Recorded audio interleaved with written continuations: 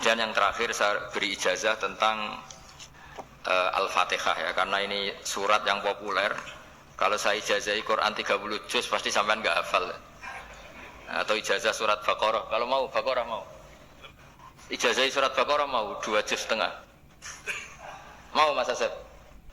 Ya Fatihah aja yang gampang ya. Nah, ya Qul Fatihah ini paket ringan ini. Tapi pahalanya apa? Besar. Ini beda ya, artinya selama ini mungkin Anda baca tapi monoton ya. Tapi ini saya bacakan teks aslinya tentang istilahnya itu mazaya itu kelebihannya Fatihah. Saya baca Arabnya dulu, nanti ini terakhir ijazah. Tadi kan saran-saran umum tentang sosial. Ya, pokoknya jadikan kebaikan itu punya nilai sosial yang baik lah. Jadi nanti orang yang nggak amanah nggak laku. Ya, calon bupati, gubernur, presiden yang nggak amanah juga nggak laku. Begitu juga kiai yang tidak amanah juga nggak laku. Suami yang nggak amanah juga nggak laku. Istri yang nggak amanah juga. Sehingga kebaikan ini jadi nilai sosial yang dalam tanda kutip sudah keniscayaan. Yang diinginkan Allah itu seperti itu. Bukan kebaikan yang dipaksakan karena kekuatan negara. Maksudnya kalau bisa kebaikan itu tidak usah dipaksakan. Memang sudah satu kebutuhan. Tak cerita-cerita di negara maju itu. Bahkan apapun jatuh itu nggak ada yang ngambil apa. Itu. Makanya gambarannya Mekah Medina kan gitu kan. Barang jatuh nggak ada yang berani apa ngambil. Itu saking sudah jadi sistem. Sehingga banyak negara di Eropa itu yang sampai nggak punya tentara, nggak punya polisi karena kebaikan sudah.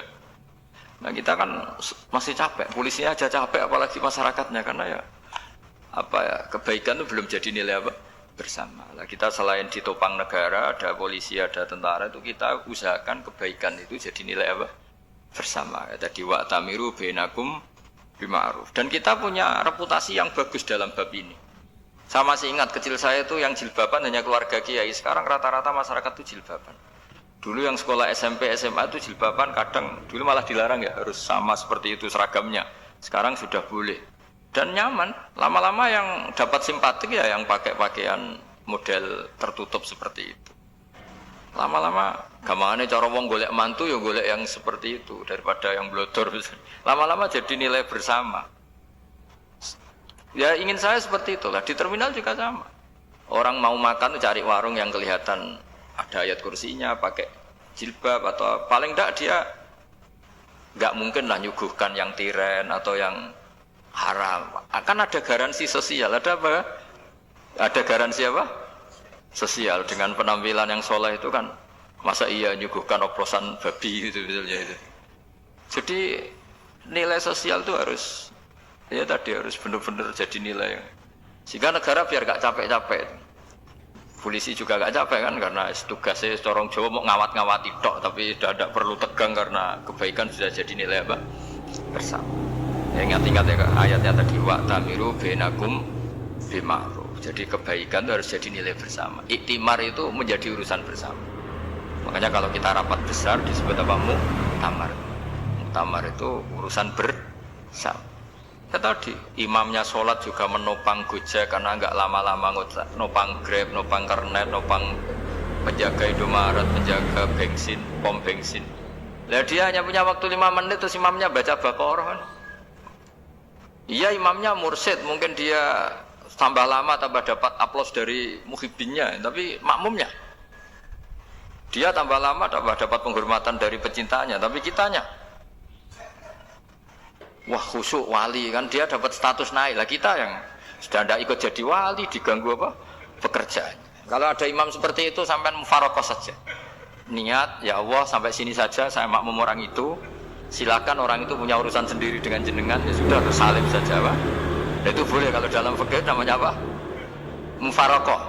Mufaroqah itu niat, tapi kamu jangan langsung selonong mufaroqah, niat dulu pamit sama Allah bahwa sekarang mau mufaroqah.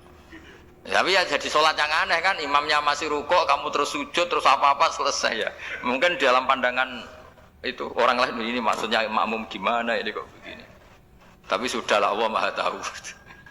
Nah, insya Allah dimaklumi.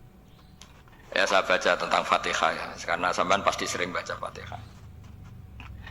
Supaya apa? Sekaligus jadi jimat lah gitu. Jadi kalau kamu sering di jalan-jalan yang mungkin sepi atau mungkin kan tidak semua teman Grab itu nasibnya bagus yang di Semarang Jogja.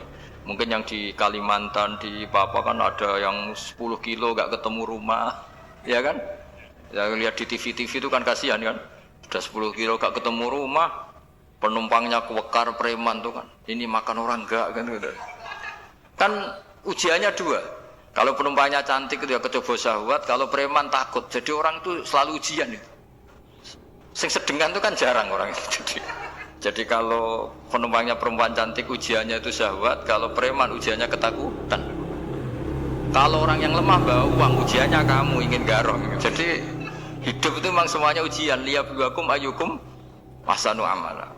Makanya saya sering ditanya oleh teman-teman, Gus, nah ujiannya kenal wong wedok elek piye sama, kenal wong ayu ujiannya syahwat, kenal wong elek ujiannya ngenyek, itu sama-sama dosa. Syahwat ya dosa, ngenyek juga dosa. Wah elek keriting untune metu ya dosa ngomong gitu. Kadang-kadang orang berpikir enak kancanan wong elek gak dosa, kata siapa kancanan wong elek itu ya dosa, karena bawaannya ngenyek. Ngenyek itu menyepelekan itu. Makanya saya itu ya gak mau berteman sampean. Nanti kan bawaannya ngenyek atau seneng ya tidak tahu. Ya sudah ada takdir saja kalau ketemu ya tak ulang ngaji gitu. Tapi ini ngaji terakhir, setelah ini ngaji biasa aja, tidak usah resmi gitu. Ngaji kok resmi aneh. Pokoknya nanti suatu saat kalau pandemi sudah berlalu saya akan ngaji Rebone. Ini ngaji. Ini ngaji yang kurang bagus karena ngatur kiai kurang berkah ini. Nanti tapi ya lumayan lah masih mau ngaji. Ngaji kok tanggal ini jam ini. Sekarang suatu saat kamu tak panggil, Mas Wahyu datang ke sini jam ini, tidak mesti bisa. Mungkin pas ada acara apa, maaf ke sini pas ngecek, pas apa. Jadi ya sudah tapi tak maafkan, enggak apa-apa. Takdir, ya. Tak bacakan supaya sampean tahu keramatnya Bismillah. Nah sebelum saya bacakan Bismillah Fatihah, tak beritahu tentang ilmu tafsirnya, karena ini penting sekali. Fatihah itu dawuhnya Allah, tentu itu dawuhnya Allah. Saya ulang lagi, itu kalam Allah. Tapi yang sudah diberikan kesampaian ke kita semua. Sehingga seakan-akan itu menjadi dawuhnya kita ke Allah. Jangan salah loh ya, Fatihah itu dawuh Allah, tapi sudah diberikan ke kita. Sehingga posisi kita itu yang punya itu. Nah kenapa ini perlu dijelaskan? Karena nanti ada kalimat iyyaka na'budu wa iyyaka nasta'in. Kalau itu masih kalam Allah, berarti Allah ngomong ke kamu, ngendikan ke kamu, kepadamu aku menyembah. Masa Allah menyembah kamu? Nah, sehingga ilmu tafsir itu menyelesaikan itu dulu ya. Saya ulang lagi ya, sebelum sampean sering baca Fatihah, aku yakin ya sering baca. Tapi barokahnya tidak paham itu tidak pernah janggal. Enggak paham itu ya penting supaya tidak iskal, tidak janggal. Sebetulnya di kalimat itu ada yang janggal. Kalau Fatihah itu kalimatnya Allah atau kalam Allah, bagaimana dengan kata-kata iyyaka na'budu? Masa Allah ngendikan ke kita, kepadamu kami menyembah. Masa Allah menyembah kita? Maka penyelesaiannya secara ilmu tafsir gimana? Semua ulama mengatakan, bukan satu dua, semuanya mengatakan di Fatihah itu semuanya diberi kawalan kalimat. Saya ulang lagi ya, di Fatihah itu semuanya diberi awalan kalimat qulu, katakan wahai hambaku begini. Ya, katakan wahai hambaku begini. Nah, begini ini pelajaran dari Allah yang sudah diberikan ke kita. Terus kita mengatakan bismillahirrahmanirrahim, alhamdulillahirabbil, termasuk kita mengatakan iyyaka na'budu wa iyyaka nasta'in. Jangan bayangkan Allah ngendikan ke kita. Kalau Allah ngendikan kita berarti gini, hei Wahyu, ihdinas siratal mustaqim, tunjukkan saya jalan yang benar. Nah nanti kamu terus, ya Allah, Anda aja minta petolong saya minta tolong siapa kan? Jadi panjang kan? Ya, saya ulang lagi ya. Jadi itu di Ulumul Quran diterangkan gimana? Sebelum baca Fatihah, ya. Fatihah itu kalamullah, ngendikane Allah, tapi yang sudah diajarkan ke kita dan sudah milik kita. Sehingga kalimat itu menjadi milik kita. Tapi ya kalamullah, tetap kalamullah, tapi sudah menjadi milik kita. Sudah paham ya? Ya pinter nah. Ya, karena kalau tanpa penjelasan seperti ini Anda akan iskal. Bagaimana Allah iskal itu janggal, bagaimana Allah mengatakan iya anak budu. Kan jadi aneh ya? Ya, jadi tak jelaskan secara ilmiah ya. Jadi kata ulama-ulama tafsir, ayat-ayat Quran seperti ini sebetulnya dimulai dari qulu apa? Meskipun enggak dilafatkan. Itu kan sama dengan qul huwallahu ahad Muhammad, katakan kalau Tuhan itu satu. Ya namanya Quran itu kan kalam Allah membina nabinya, membina umatnya. Makanya dikatakan atau enggak, di sini tersembunyi kata qulu, katakan. Ya, jadi ya ibarat apa itu? Kamu ngajari anak kamu lah, panggil jenengan bapak kulo. Itu maksudnya anak itu kalimat kamu, tapi kamu ajarkan ke anak kamu. Terus anak kamu bilang, Pak jenengan bapak kulo. Nah, ketika kamu mengatakan jenengan itu bukan kamu mengatakan jenengan anakku, berarti anakmu itu bapakmu kan lucu kan? Anak kamu ajari jenengan bapak kulo, kamu engkau bapak saya.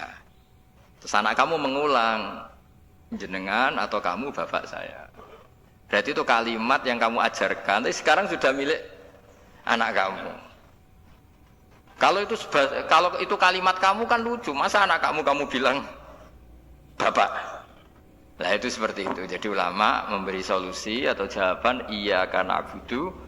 Ya itu sebelumnya ada kata-kata qulu, katakan wahai hambaku, hubungan kamu dengan saya adalah katakan iya karena abudu wa iya karena nasta'in. Terus hubungan kamu dengan saya katakan juga dalam doamu ihdinas siratal mustaqim. Jelas ya, jadi itu kalam Allah yang sudah milik kita karena diajarkan Allah untuk kita. Dong ya? Ya, dong.